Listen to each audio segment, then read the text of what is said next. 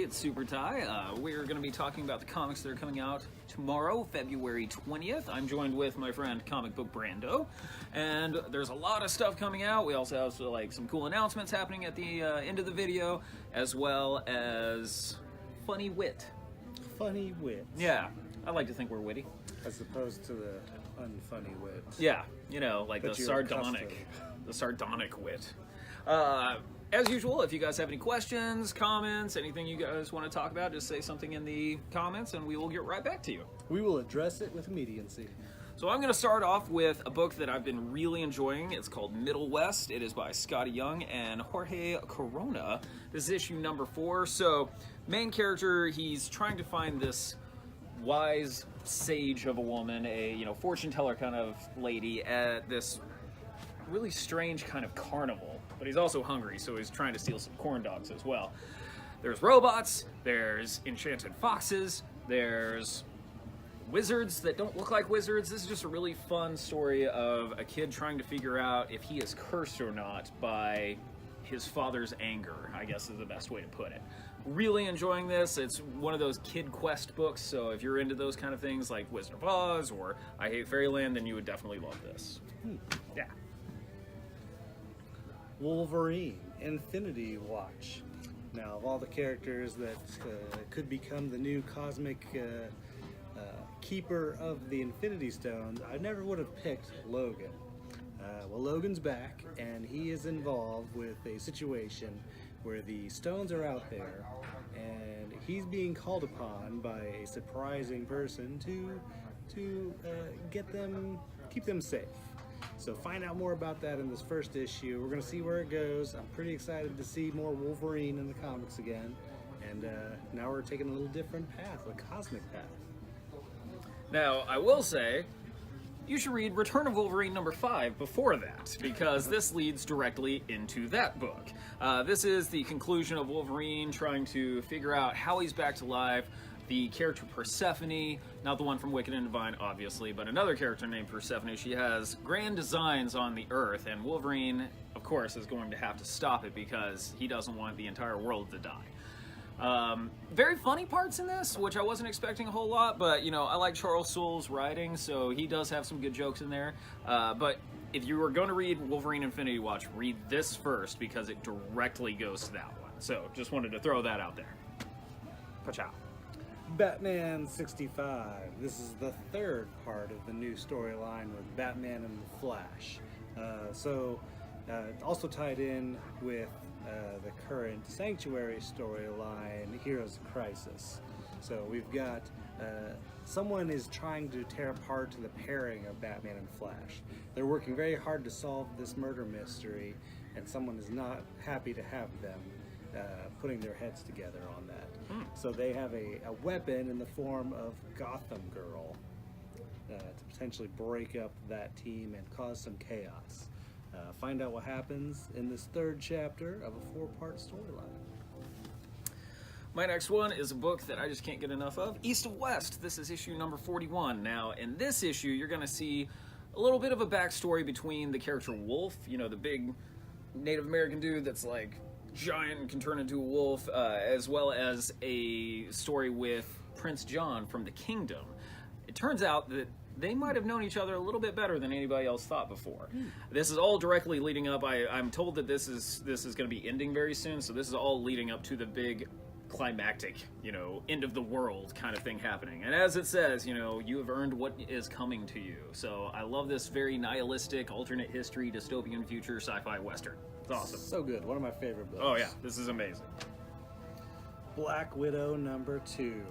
The Soska sisters have unleashed Natasha on Madripoor. And when I say unleashed, they have thrown the gloves. She is killing, maiming, destroying her way through some bad people. I love it because it's violent, it's crazy, it's got heart. Natasha's clever and just she's got that sort of super spy attitude, but also just as a soldier badass. And she's taking out some real trash in Madripoor. Awesome revenge style book. If you like that kind of story, if you don't mind a little bit of violence and not necessarily looking for super heroics, this is a good one to pick up. This is like this is my highest recommendation since Immortal Hulk. So seriously, check this book out if you haven't yet. Sorry if it looked like I was just on my phone a lot. I was checking to see if I can actually say one of the announcements at the end of the at the end of this thing. Can you? Yes, I can. So, but stay tuned. It's very exciting. I'm very happy about it. Mo wants us to turn this into a podcast. Okay. So informational. Well, we try. You know, do we our know best. we know our stuff. I'd like to think. We'd like to inform. We could inform you on many topics. Yeah. Comic related, at least. I don't know anything about like. Mo, do you have some really awesome microphones? Because then I think we could do it. Yeah, it does require some equipment. Yeah, I really don't have any. I'm a drummer, so I don't really deal with wires. Just things to beat on. Yep. My next one is from one of my favorite publishers, Aftershock Comics. This is called Stronghold. This is the first issue. It's written by Phil Hester, who's usually an artist, so I'm really was excited to see what his writing style is like. It's drawn by Ryan Kelly. Basically, imagine you're just this office drone kind of guy, and you don't really remember a lot about your past, and then one day you save somebody quite miraculously. And then you find out that you're just thrown into this weird scenario where a religious cult is protecting you because if one or two things get to you, then you're going to bring about the end of the world.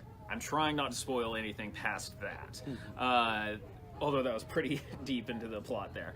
But the way you're thinking it's going to happen is not what you think is going to happen. I really dug this. I'm a huge fan of this publisher. They always come up with some really interesting kind of stories that you're not really expecting.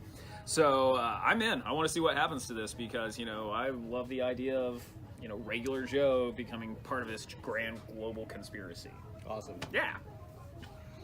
Sharky the Bounty Hunter. I'm really stoked about this. This is pretty great. This is the newest one from Mark Millar and Simone Bianchi.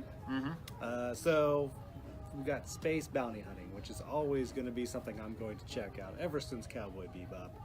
Sharky here is badass, former soldier, special ops. So he's got a code about him.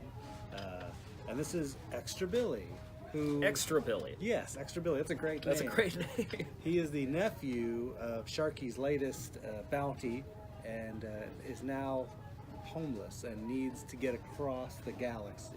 Like 300 billion light years away or something crazy like that. Some made up number. But yeah, Sharky drives around in an ice cream truck. You might be able to tell, a flying ice cream truck. Sweet. Yeah.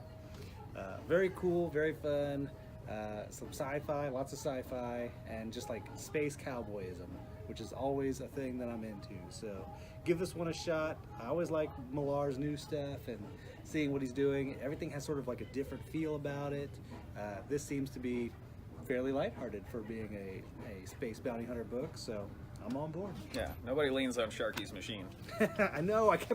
He said he's named after like his grandfather. It's like, is it Sharky? Yeah. That was actually also my dad's nickname when he worked at a liquor store because he was always smiling. That's a good story. Yeah, he worked in the not safe part of town, and they were like, "Why are you always smiling, Sharky?" And he was just like, "I just don't want to make anybody upset," because, you know, he didn't want to get beat up. Man, I should have just left the story as it was a minute ago. I ruined it. You just kept adding. I just kept going to it. Avengers No Road Home #2. So this weekly series that's going to be brought to you by the guys who made Avengers No Surrender.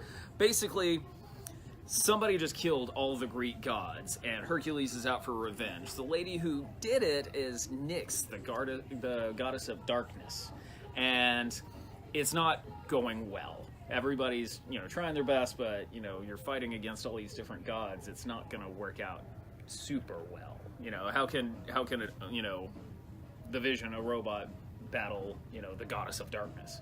He's a synthesoid. Pardon me, a synthesoid. So I'm actually into this. I really dig it. They also have the same artist as well. So I just reread No Surrender in preparation for this. I'm digging it. I like it. I like the Avengers stories. And the way you fight the goddess of darkness is you turn the light off.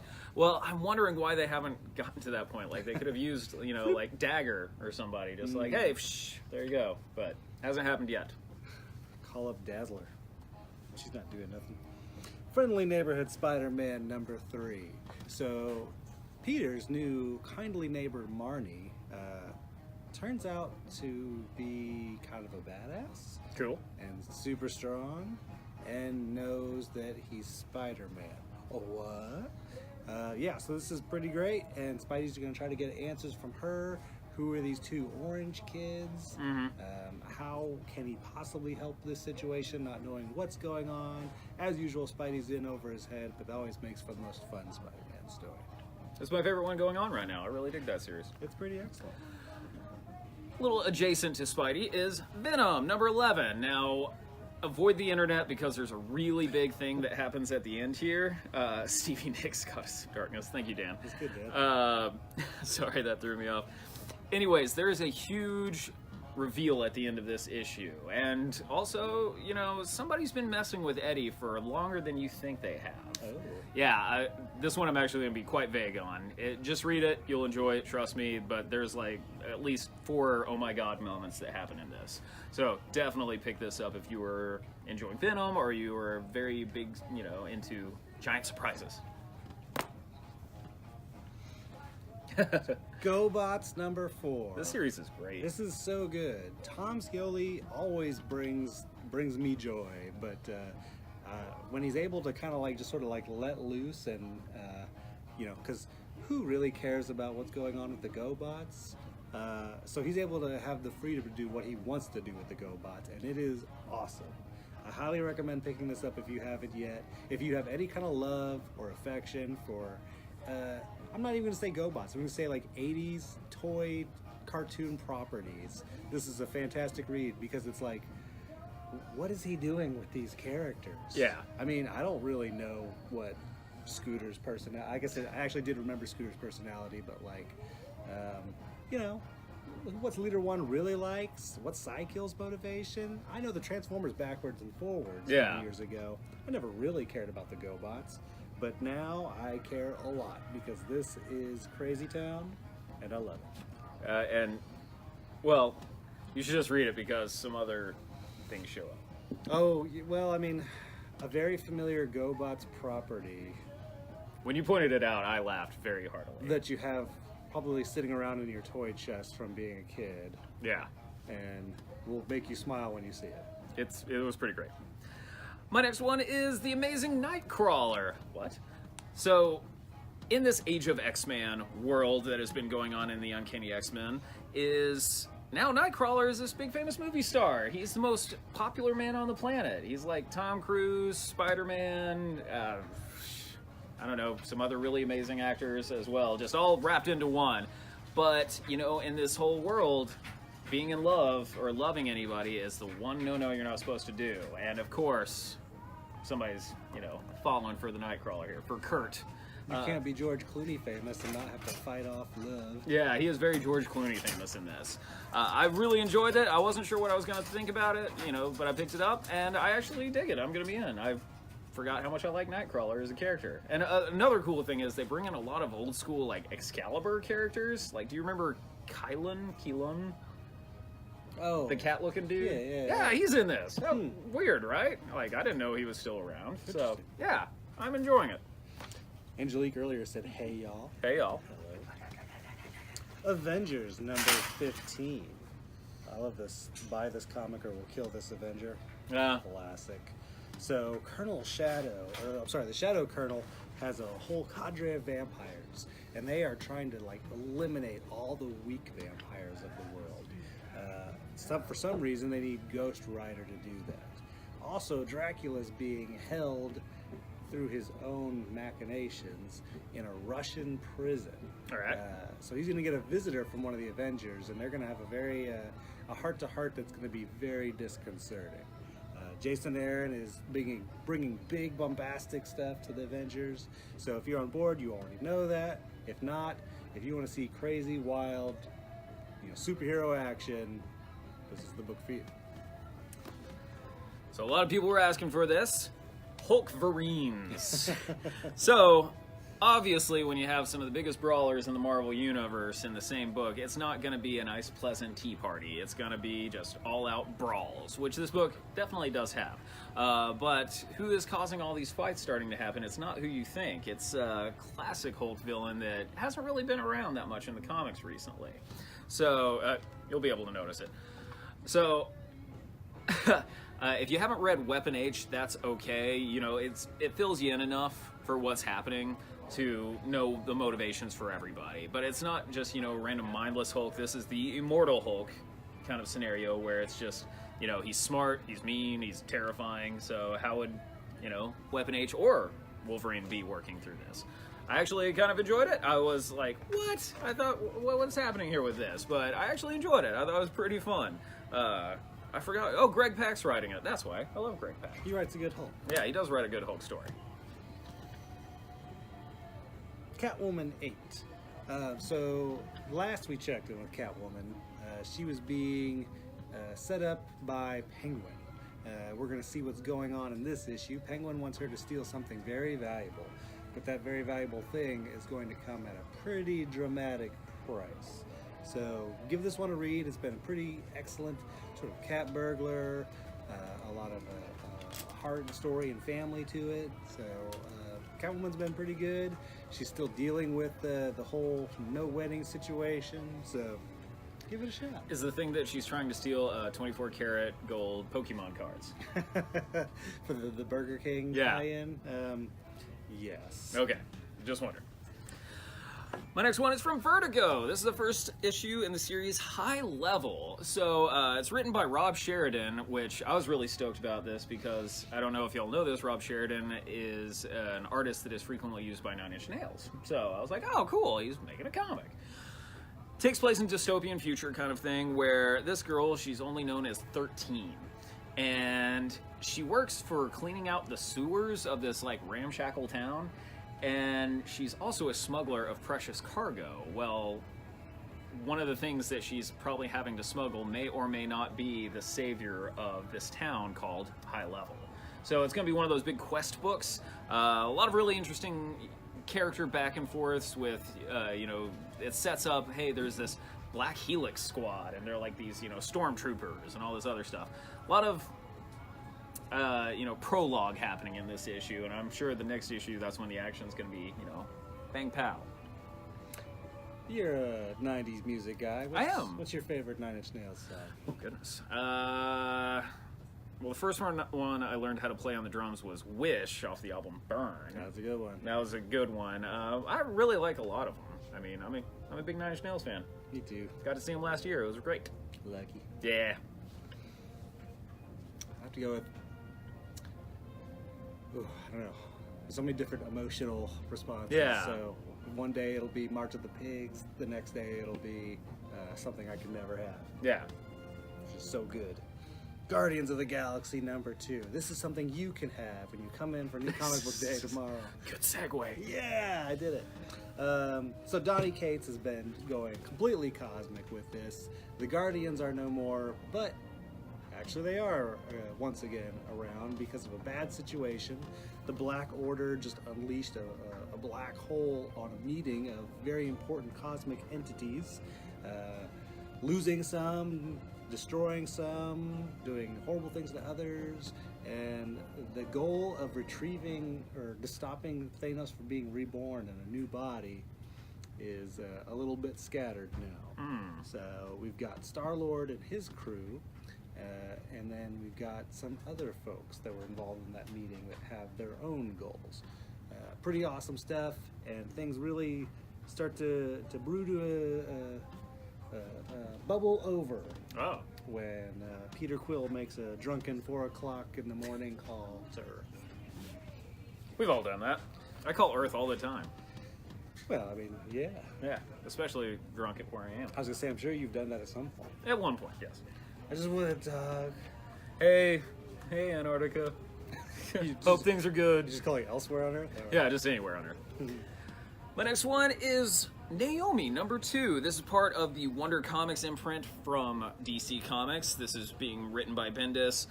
So there's this girl. She lives in the middle of nowhere in this podunk town where nothing ever happens. I mean, it's part of the DC universe, and one day Superman comes crashing in, has this big battle, and he's gone. And Naomi's just like, is this the first time anything ever happened superhero related, and this one strange guy who's the mechanic of the town says, oh no, there was something else that happened on this day, which happens to be the day that she was adopted. So what?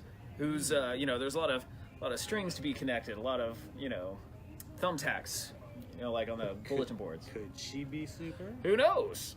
I really dig it. This is more of like a private eye story, but from just a kid in high school. So I really dig this. I thought it was really awesome.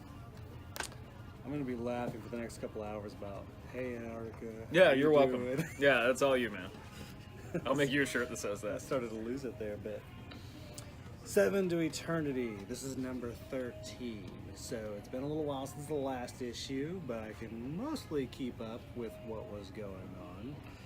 So Adam, whose original mission was to kill the Mud King, the god of whispers, if you will, has all of a sudden changed when it could potentially be a whisper that saves his life. So now he's defending the Mud King against his sky pirate son, the Mud King's son. Oh, okay.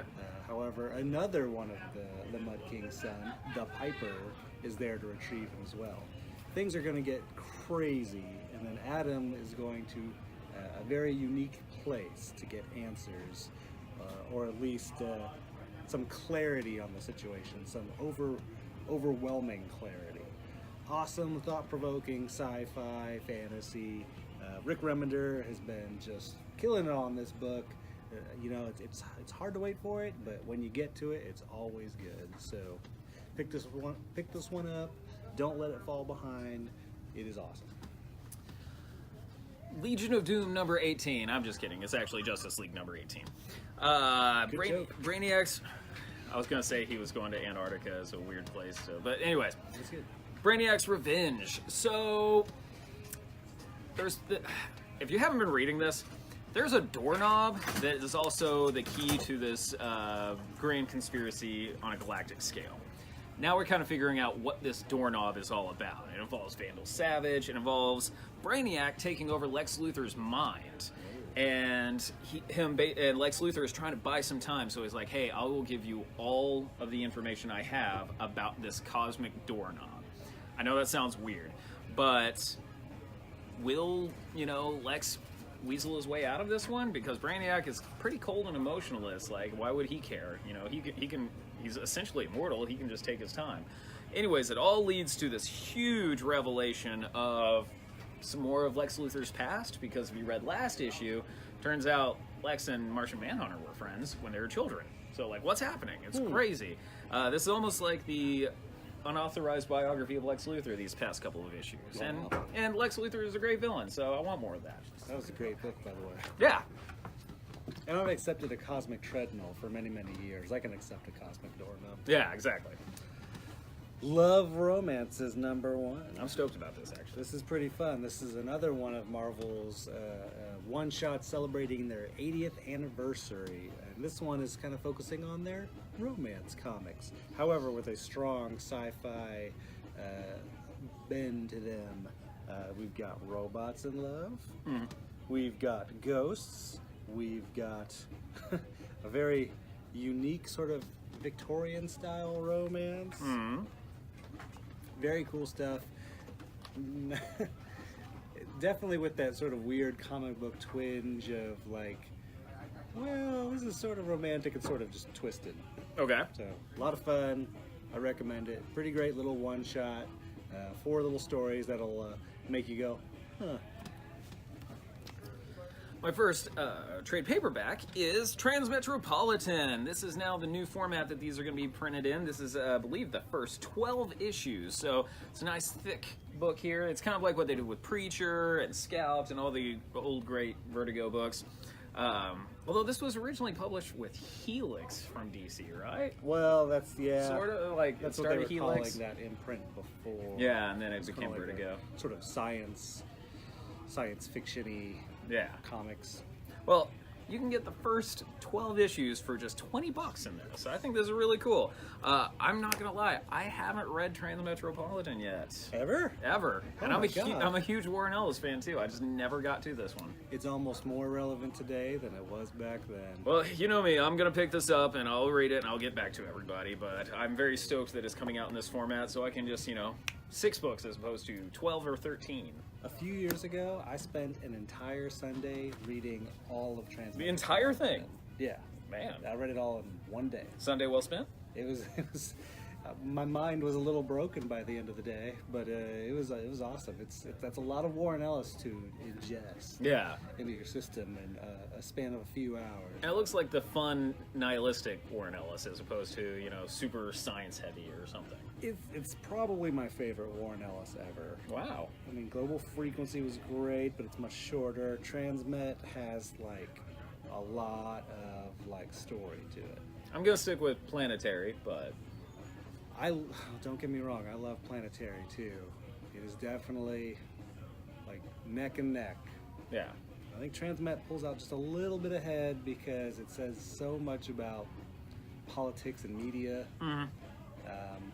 Whereas Planetary mostly speaks about pop culture, which also hits me in all the good spots, but Cool. yeah, there's that. All the good spots. Yeah, both are good. Read them both. Right on. How do you read Planetary and not Transmet? Dude, it's you see how much I read a week. It's but hard. Planetary is one of your favorites. I'm gonna be taking a big vacation in September. I'll take all of Transmet with me, and I can read it all. Enjoy Transmet, and let me know if you're voting for the Smiler or the Beast. Okay. Mad number 6. So look at that beautiful cover. Isn't that great? I like it. That is pure art. At first, I thought it was Cubert. No, it is. I don't remember the name of that kind of art. Squares.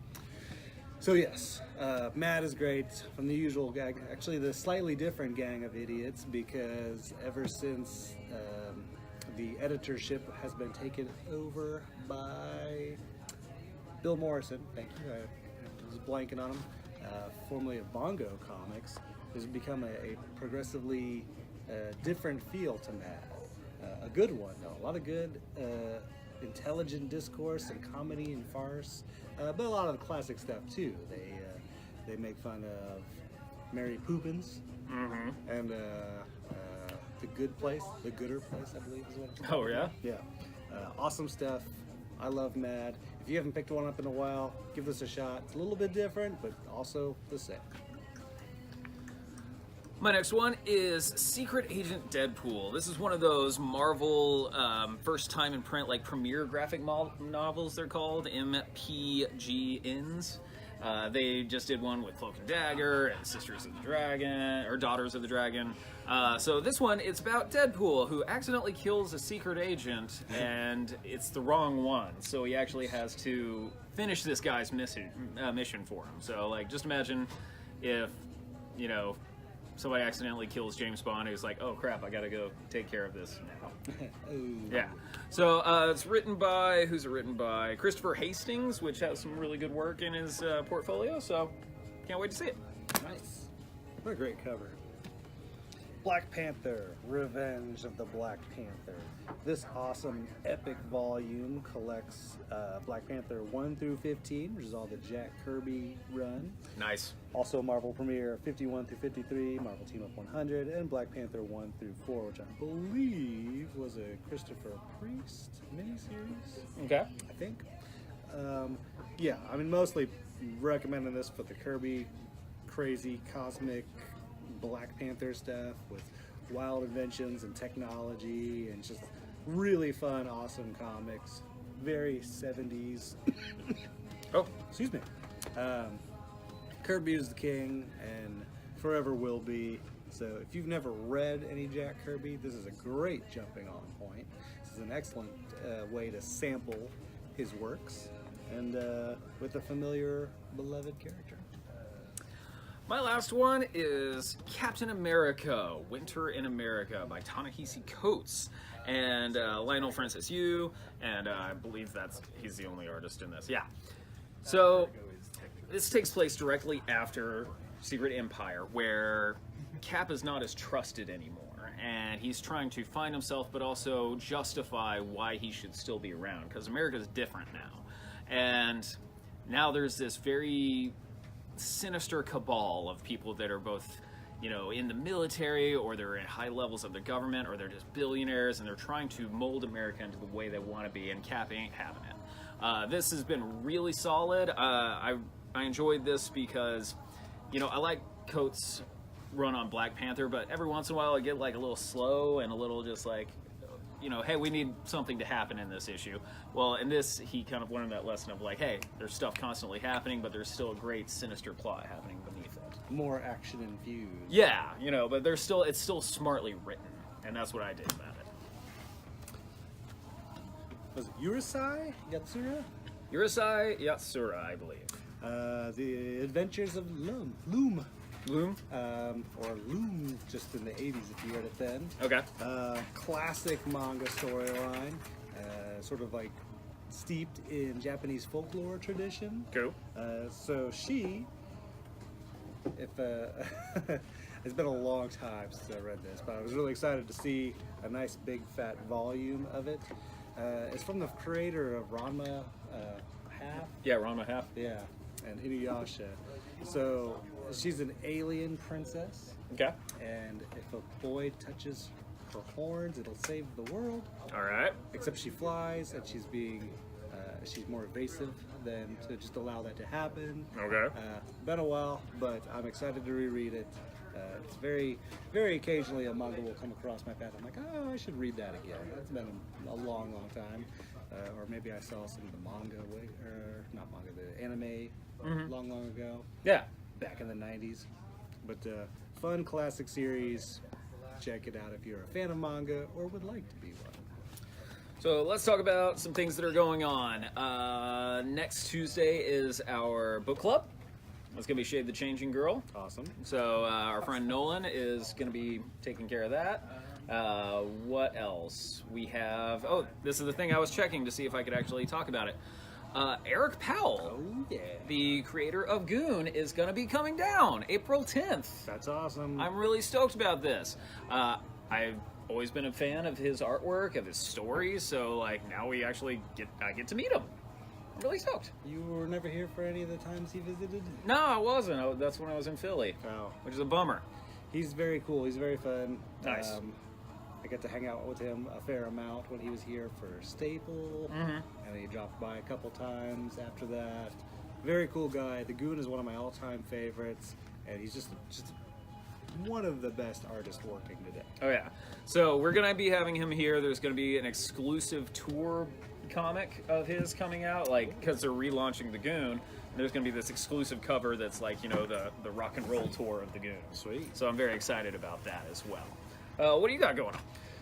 Well, not a whole lot. This Friday we're going to play some Magic the Gathering, as we usually do. If you're interested in learning how to play the game, you can contact me, and I can be over there at 6 o'clock to show you how to play. And of course, Saturday is our Choose Your Own Game night, where we have a lot of fun trying out new games and playing those. We got stomped playing Battle for Greyport last weekend. We were playing it wrong, though. I mean, I think we were playing it by the rules, except they've changed the rules since then. So, like, we did pretty good. We'll be trying out something new. We also played a little bit of Raccoon Tycoon last Saturday, and a couple other fine games. We usually play like 3 or 4 different stuff, and there's usually a couple different tables playing different games. So, lots of options. Come hang out. It's free. It's fun. It's a good time. Nice. I don't really have anything else. I just got done playing a crap ton of shows, so... Nolan posted the book club link. Yeah, thank you for posting that, Nolan. So you can follow and see what it's all about right there. Yeah.